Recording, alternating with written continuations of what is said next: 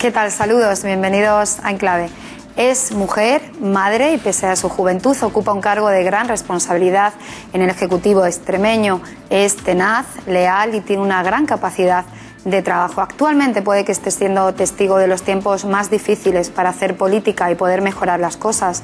Hablamos de la vicepresidenta primera y portavoz de la Junta de Extremadura, Dolores Pallero, a quien les presento después de ver este vídeo. La vicepresidenta primera de la Junta y portavoz del Gobierno regional es una de las caras más conocidas del Ejecutivo extremeño. Contundente y enérgica en sus declaraciones, su prudencia es, sin embargo, una de sus cualidades principales. Los que la conocen destacan su tenacidad y su capacidad de trabajo. Virtudes que le han acompañado a lo largo de una larga trayectoria política que le han permitido conocer no solo los entresijos de su partido, sino también los de las instituciones.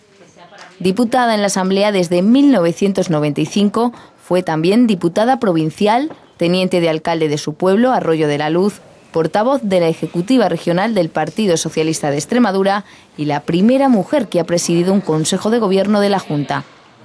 La lealtad hacia su partido y a los que apostaron por ella le ha permitido ganarse el respeto de sus compañeros de gobierno, los cuales coordina con mano izquierda. Una difícil tarea, más en tiempos complicados como los actuales. Simpática y elegante, desde casi una década es la imagen amable de un gobierno, el regional, que afronta el reto más importante de los últimos años: conseguir que Extremadura supere la crisis en el menor tiempo posible y mejor preparada que antes. Vicepresidenta, ¿qué tal? Bienvenida. Hola, buenas noches, muchas gracias. Bueno, acabamos de ver su trayectoria profesional, la verdad es que da un poco de vértigo y bueno, pues a estas alturas puede que usted sea la persona que mejor conoce los entresijos de la política extremeña y también la región, ¿no? Una de las personas que mejor lo conoce. Bueno, yo creo que más que un currículum de vértigo, que no lo creo que son...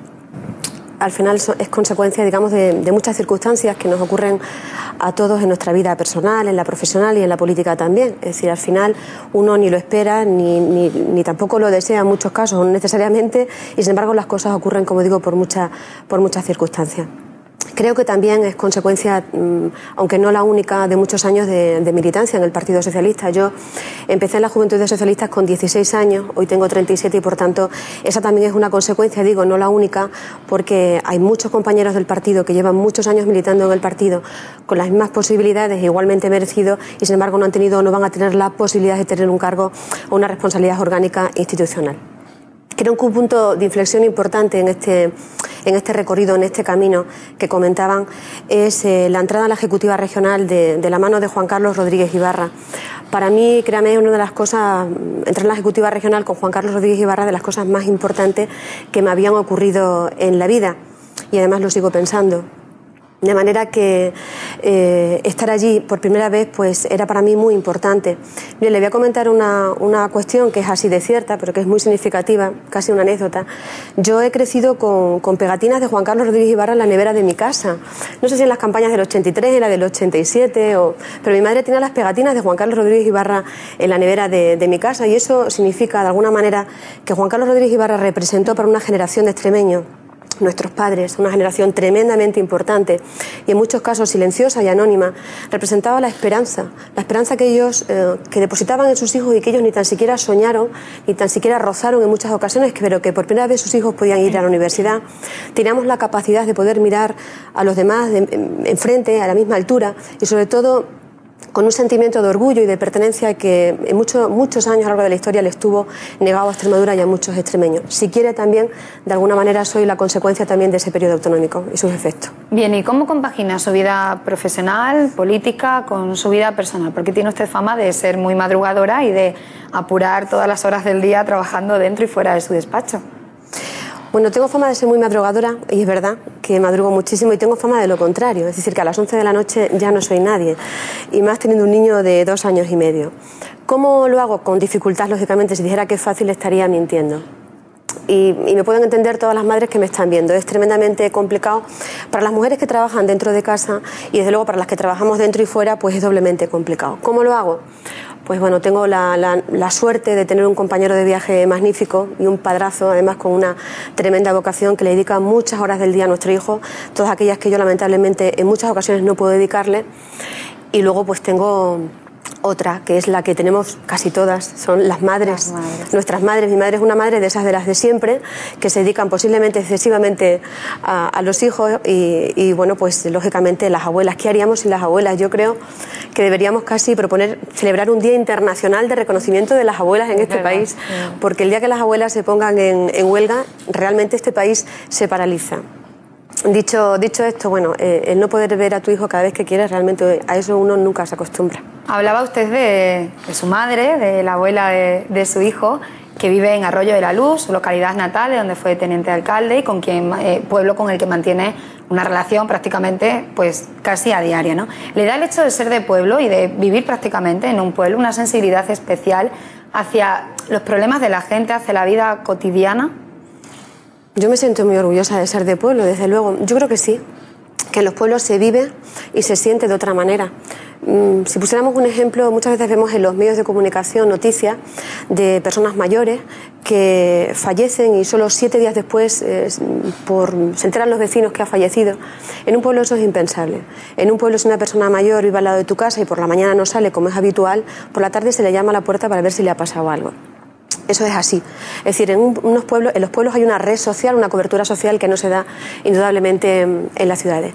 Y si yo soy de Arroyo de la Luz, me considero además muy arroyana, por circunstancias personales no puedo vivir en mi pueblo, pero me siento absolutamente vinculada a mi pueblo, vive allí mi madre, lógicamente, y además yo fui teniente de alcalde en Arroyo de la Luz durante 8 años en mi pueblo. Fue una etapa además muy importante, en el que pues con una tremenda ilusión volvimos a recuperar la alcaldía en nuestro municipio en el año 95. Le dedicamos muchísimo tiempo al ayuntamiento y yo creo que además nos fuimos, como se tiene que ir uno de las instituciones, nos fuimos con la cabeza alta, con la conciencia tranquila y creo sinceramente que con el deber cumplido de haber hecho una buena gestión que ha contribuido claramente al desarrollo de nuestro pueblo.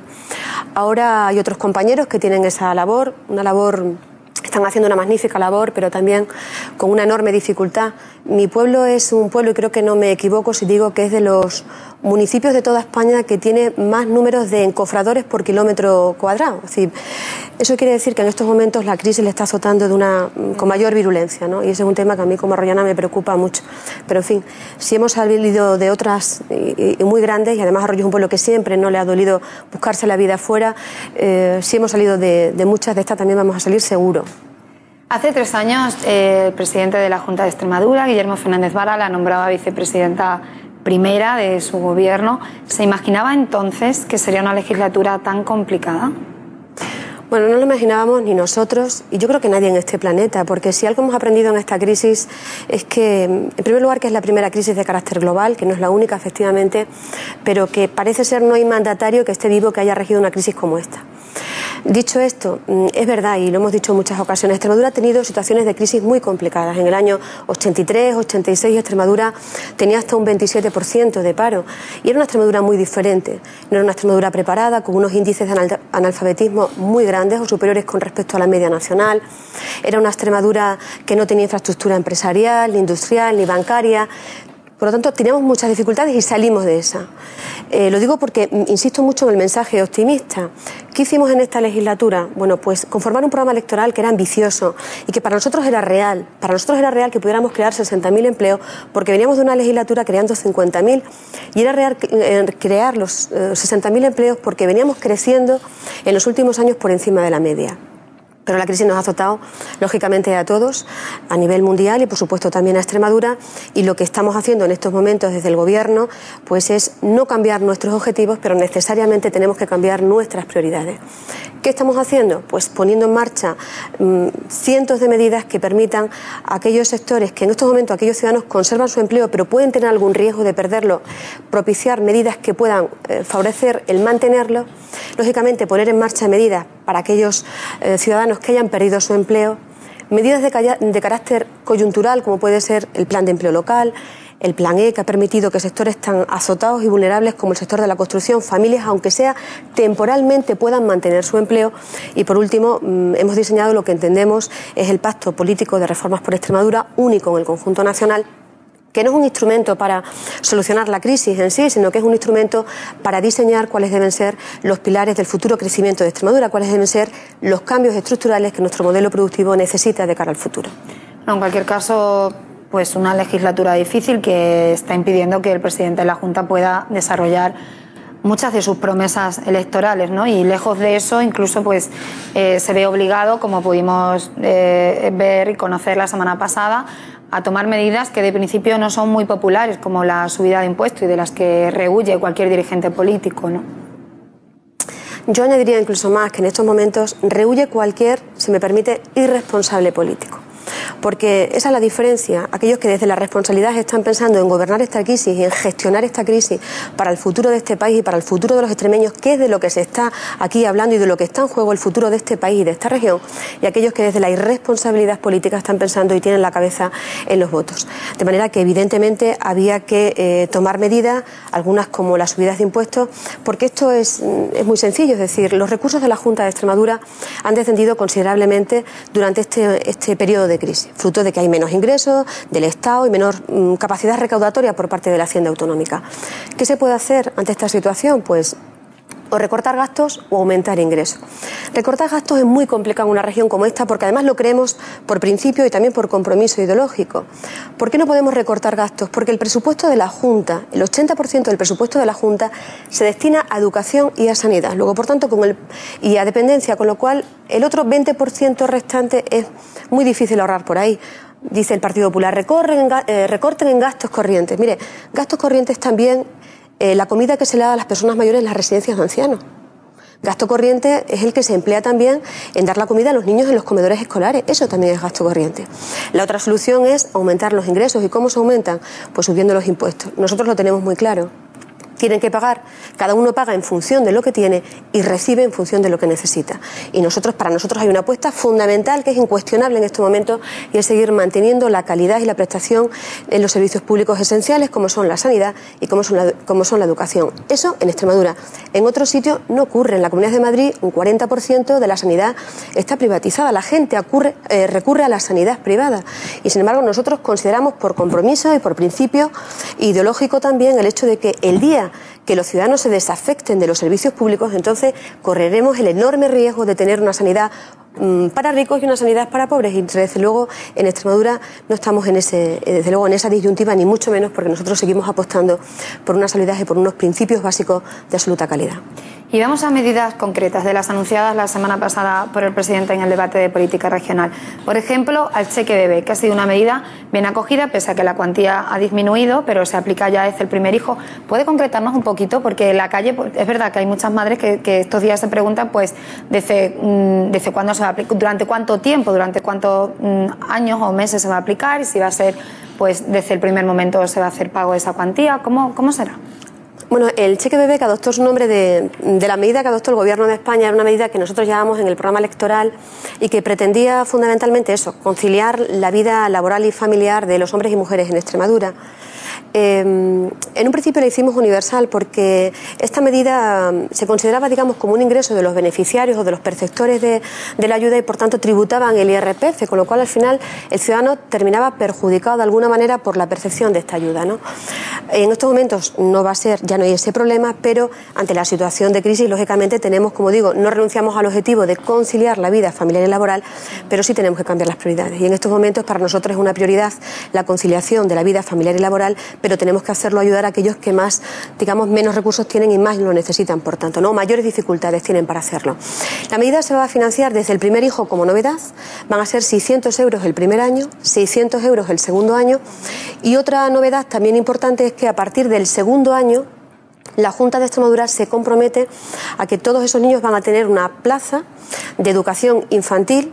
Lo que ahora vamos a los centros infantiles, digamos que actualmente pues tenemos, pues a partir de ahora van a estar, digamos, anexos a los centros de educación infantil que llevamos a nuestros hijos a partir de los 3 años, serán aulas anexas a los centros de educación infantil. Esas son las dos novedades: primeros hijos, 600 euros cada año, y a partir de los 2 años una plaza de educación infantil garantizada. Hay otras medidas que no fueron tan bien acogidas o no están siendo tan bien acogidas, como es la aplicación del céntimo sanitario, puesto que va a revertir en el bolsillo de todos los extremeños. ¿Qué se pretende con esta medida y en qué consiste? Bueno, yo me gustaría decir a los ciudadanos que el céntimo sanitario es una recaudación que se va a hacer con una finalidad muy concreta, y esto es muy importante, no es para cualquier cosa. Es para financiar la sanidad. Por tanto, que cada ciudadano, cada ciudadana extremeña sepa que cuando echa su coche un litro más de gasolina y pague 2 céntimos más, esos 2 céntimos van a ir para garantizar una mejor sanidad para ella y para su familia. Yo creo que eso es importante. Y con el céntimo sanitario lo que pretendemos hacer es eso, es fundamentalmente financiar la sanidad, porque vuelvo a lo que decía antes, es decir, es fundamental que tengamos unos servicios públicos de calidad. Y para nosotros, que no lo veníamos haciendo ahora porque teníamos una situación de bonanza. Hay otras comunidades autónomas que lo venían haciendo incluso en una situación, desde luego, de no tanta dificultad. Y la segunda cuestión, que es importante también, decirle a los ciudadanos que no por no tener el céntimo sanitario en nuestra comunidad autónoma, la gasolina era más barata. Eso también es verdad. De hecho, según datos del Ministerio de Industria, que hemos estado comparando, en aquellas comunidades autónomas que lo tenían, incluso era más cara. Pongo el caso, por ejemplo, de Castilla-La Mancha, más cara que en Cáceres y Badajoz. Por cierto, en Badajoz más cara que en Cáceres. Es decir, que son dos cuestiones que hay que dejar claras. Pero sobre todo eso, ¿no? Que los ciudadanos sepan que es verdad que es una subida que vamos a soportar todos los ciudadanos, pero que tiene una finalidad muy esencial y muy básica, que es garantizar una mejor calidad para todos nosotros y nuestras familias. ¿Existe el riesgo de que Europa paralice o elimine este impuesto? Porque jurídicamente parece que no se acoge a la ley de impuestos especiales, ¿no? Bueno, había efectivamente algunas reclamaciones, por decirlo de alguna manera, ya desde que se puso en marcha el impuesto, y luego en el 2008 hay un dictamen de la Comisión Europea, efectivamente, donde venía a poner en cuestión la legalidad del impuesto, más quizás relacionada con cuestiones de forma que con fondo, momento del devengo del impuesto, ese tipo de cuestiones, pero lo cierto es que el Gobierno de España en estos momentos está trabajando con Bruselas para llevar a cabo todas las modificaciones que sean necesarias para seguir manteniendo la vigencia del impuesto. Previamente al debate ya se habían adoptado medidas como la reducción de altos cargos o la fusión de empresas públicas. ¿Son medidas efectivas de ahorro? Se ha dicho mucho acerca de la cifra real de dinero que se va a ahorrar y se ha puesto en valor, y bueno, pues para muchos tampoco es significativa. Bueno, no es una gran medida de ahorro en sí, porque lo hemos dicho muchas veces. Extremadura no era, frente a algunos que insisten permanentemente en decir lo contrario, Extremadura no es una comunidad autónoma que tenga un volumen enorme de altos cargos. Nuestra estructura es más de las comunidades autónomas que menor número de altos cargos tenía en el conjunto nacional, ahora muchos menos. Hay 70 altos cargos en la Junta de Extremadura.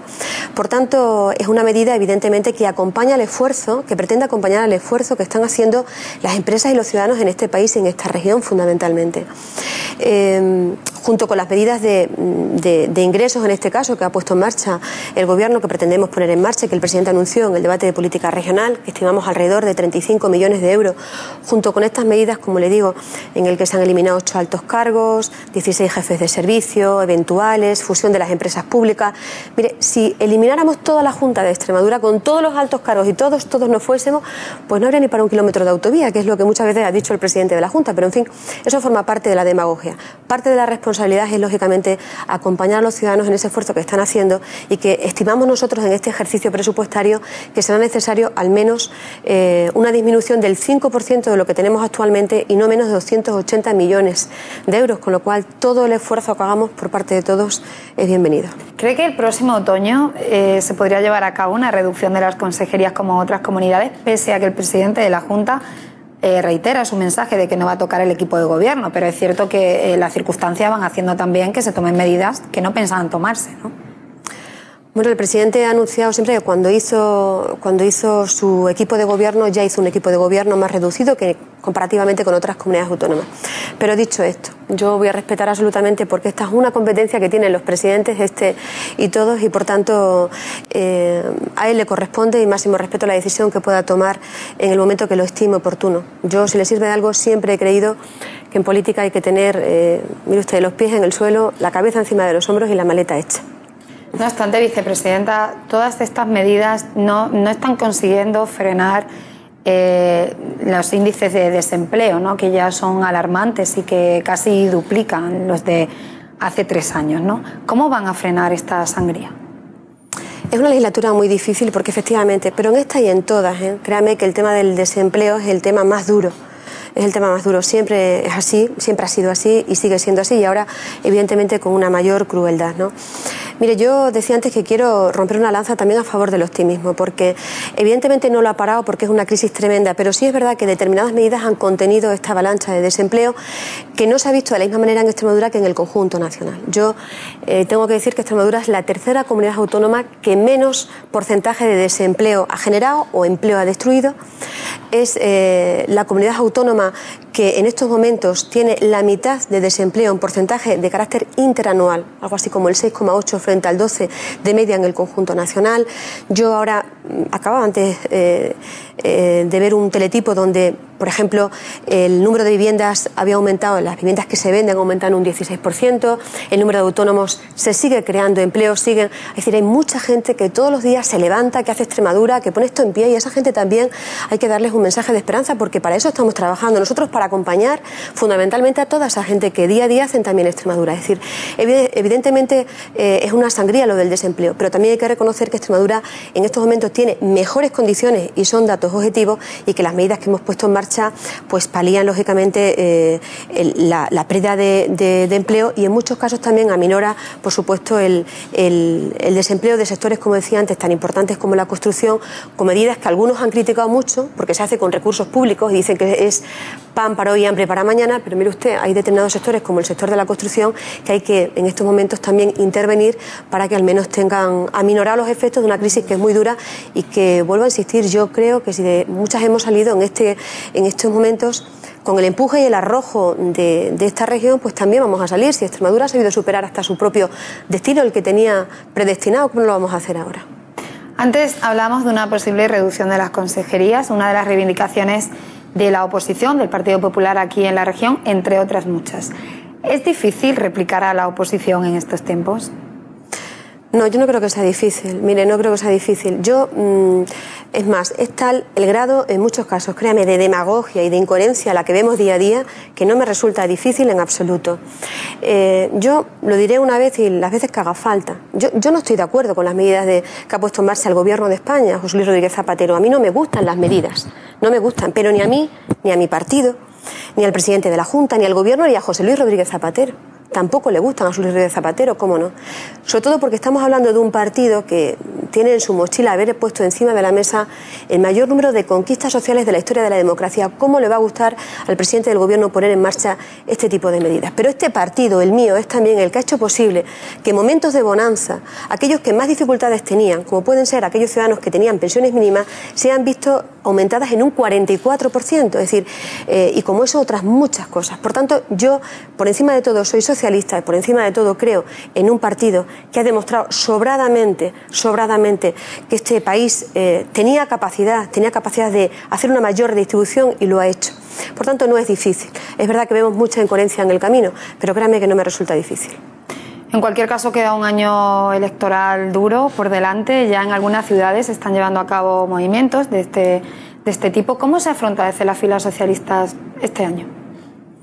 Bueno, pues mire, con normalidad. Lógicamente, con normalidad. Hay una directriz por parte de la Ejecutiva Federal del partido para que a partir del día 3, que hay Comité Federal, pues a partir de ahí, ya finalizada la presidencia española de la Unión Europea, pues pudiéramos poner en marcha todo el proceso de nombramiento de candidatos. Por tanto, ese es un proceso, cada uno a su tiempo, pero con absoluta normalidad, haciendo el día a día de la política, de la gestión y como decía antes, con el convencimiento de lo que estamos haciendo es lo mejor para el conjunto de los ciudadanos. Mire, antes le hablaba de la facilidad, que no era difícil el hacer en estos casos contestar al Partido Popular. Mire, yo creo que una de las cosas que se ha visto en este debate de política general es que se ha caído el principal argumento que tenía la oposición en esta región. Yo todos los días escuchaba al señor Monago decir que el presidente de la Junta eliminara altos cargos. Bueno, pues el otro día veíamos cómo el presidente de la Junta le recordaba al señor Monago que la Junta de Extremadura tiene 70 altos cargos, pero él, en su partido, entre concejales liberados, diputados liberados, alcaldes liberados, personal de confianza, solo el Ayuntamiento de Badajoz tiene 20 personas de confianza, 10 concejales liberados, el alcalde liberado, etcétera. Con lo cual, ¿usted cuántos piensa recortar de eso? Dio la callada por respuesta. Es decir, ante esa incoherencia la contestación es muy fácil, porque es bastante, a veces duele, ¿verdad?, verse en el espejo de la propia incoherencia de uno. Cuando habla de que la Junta de Extremadura reduzca los presupuestos que tiene consignados para dietas. Mire, los altos cargos no tenemos derecho a dieta. Es decir, yo cuando salgo todos los días en Mérida a comer a un bar de enfrente me lo pago de mi bolsillo. Es decir, las dietas están estipuladas precisamente para resarcir las indemnizaciones que tienen los 46.000 empleados públicos de la Junta de Extremadura en el ejercicio de sus funciones. Evidentemente, si tienes algún gasto, se justifica y punto. Habla de los coches y de los vehículos, y en esto yo me lo dice permanentemente. Y lo dice un señor que va en avión, que va gratuito y que va al Senado. A mí todos los días me está diciendo que tengo 11 coches. Yo no tengo 11 coches. Cualquier persona con dos dedos de frente entiende que yo no necesito 11 coches, ni mucho menos. Tenemos 11 coches dependiendo de la vicepresidencia primera, pero para las 451 personas que dependen de esa vicepresidencia. Y cuando hablan de la austeridad, a mí me duele, porque mire, este es un gobierno austero y siempre lo ha sido austero, lo ha sido en los últimos 26 años. Porque mire, yo lo he dicho en más de una ocasión, Juan Carlos Rodríguez Ibarra, por no cambió ni las sillas de sus despachos durante 24 años. Ni cambió las sillas, ni cambió las cortinas, ni cambió nada. Es decir, que de austeridad, lecciones el Partido Popular en esta región, a nosotros ninguna. Por tanto, es lo que tenemos que hacer con seriedad y con rigor, lo digo en relación a su pregunta, es seguir explicando a los ciudadanos lo que hacemos, en lo que creemos y nada más, y luego al final los ciudadanos que decidan. ¿Y baraja su partido alguna encuesta? Porque últimamente hemos conocido varias, la mayoría, bueno, prácticamente todas ellas le dan, en ellas el PP aventaja un poco, se acerca al Partido Socialista, y en la última en concreto le daba la victoria aquí en Extremadura. ¿Manejan datos o van a realizar alguna encuesta de este tipo? Bueno, el partido siempre suele hacer, hizo una hace ya meses y luego suele hacer una efectivamente en el último año, y nosotros siempre hacemos públicas nuestras encuestas y además las hacemos íntegramente. Por tanto, el partido estará trabajando también en las encuestas que, bueno, pues lógicamente son encuestas y hay que tomarlas con el rigor que hay que tomarlas y nada más, ¿no? Por lo demás, bueno, pues nosotros lo que estamos haciendo en estos momentos, lógicamente, es trabajar, como lo decía antes. Y en cuanto a las encuestas, si le dan o no le dan mayoría o se acercan, mire, esas mismas encuestas, concretamente una de Sigma 2 para el diario El Mundo, pues esas encuestas también eran las mismas en el año 95, el otro día tirando de hemeroteca las vi, en el año 95, en el año 99 también le daban la mayoría al Partido Popular en Extremadura. Bueno, eso es lo que hay. Nosotros no haremos... No condiciona en ningún sentido. Mire, no nos puede condicionar. Nosotros haremos las nuestras, lógicamente, pero lo que cuenta es el día a día en el trabajo. Aquí lo que cuenta... Yo el otro día leía al señor Monago decir que él, desde que le nombraron presidente del partido, estaba en campaña. Bien, eso es lo que puede hacer él. Tener la cabeza pensando en los votos. Nosotros la tenemos que tener en gestionar la cabeza y el alma en gestionar esta crisis, que no es poco. Muy bien, pues muchísimas gracias, vicepresidenta, por asistir a Enclave, por atendernos. Muchas gracias a ustedes. Buenas noches. Y a ustedes gracias también por estar ahí. Que pase muy buena noche.